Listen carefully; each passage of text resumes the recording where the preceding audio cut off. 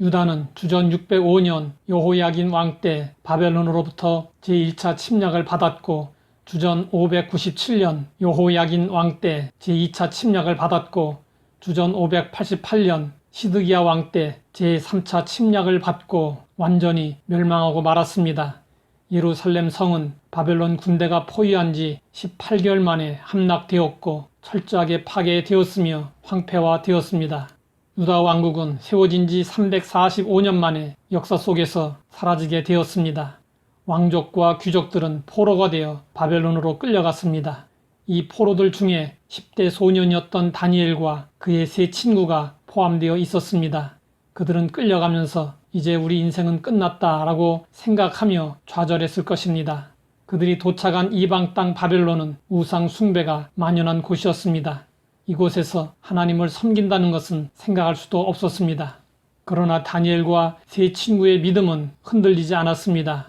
우상이 가득한 환경이었지만 그들의 마음에는 오직 하나님만 계셨습니다. 바벨론의 느부갓네살 왕은 아직 사리를 제대로 분별하지 못하는 유다 귀족 출신의 소년들을 철저하게 바벨론화 시켜서 그들을 관직에 등용하고 필요한 경우 유다를 통치할 자들로 키우려 했습니다. 느부갓네살은 이와 같은 목적을 이루기 위해 유다 소년들에게 바벨론의 학문과 글을 가르치고 그들에게 바벨론의 진미와 술을 먹이고 이름까지 바벨론식으로 개명시켰습니다. 그런데 왕이 제공하는 진미와 포도주는 바벨론 신에게 바쳐진 것이었고 율법에서 금한 짐승의 고기가 섞여 있었습니다. 다니엘과 세 친구를 제외한 다른 소년들은 바벨론 궁에서 하라는 대로 따라하며 우상의 제물도 먹고 마셨습니다.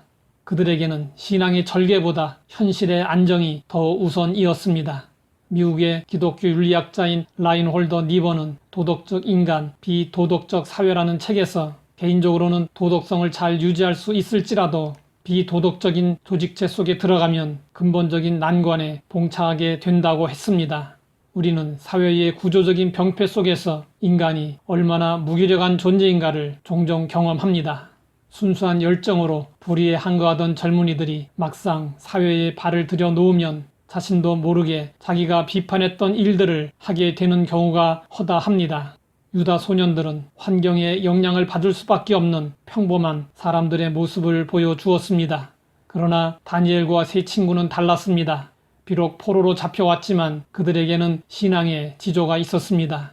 그들은 신앙의 절개를 지키기로 뜻을 정했습니다. 이방 신전에 드려진 음식으로 자신들을 더럽히지 않겠다고 결심했습니다.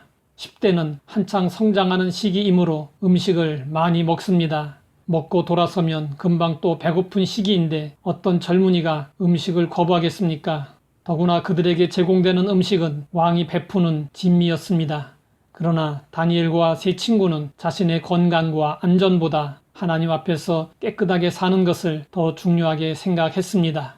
다니엘과 세 친구는 감독관에게 열흘 동안 고기와 술을 먹는 소년들과 채식과 물을 먹는 자신들과 비교한 후 처분해달라고 요청했습니다.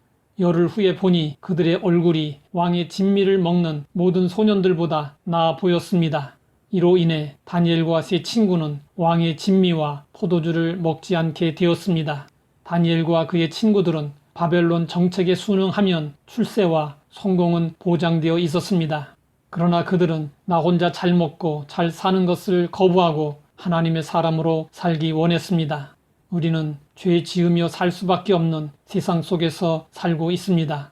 하지만 세상 사람들과 다른 가치를 가지고 성도답게 구별된 삶을 살고자 노력해야 합니다. 다니엘이 뜻을 정할 때 하나님이 다니엘로 하여금 환관장에게 은혜와 긍휼을 얻게 하신 것처럼 우리도 하나님을 위하여 뜻을 정하면 하나님이 도와주십니다. 하나님 아버지, 뜻을 정하고 살 수 있도록 인도하시니 감사합니다. 세상 속에서도 하나님의 사람답게 살아갈 수 있게 하옵소서. 예수님의 이름으로 기도드립니다.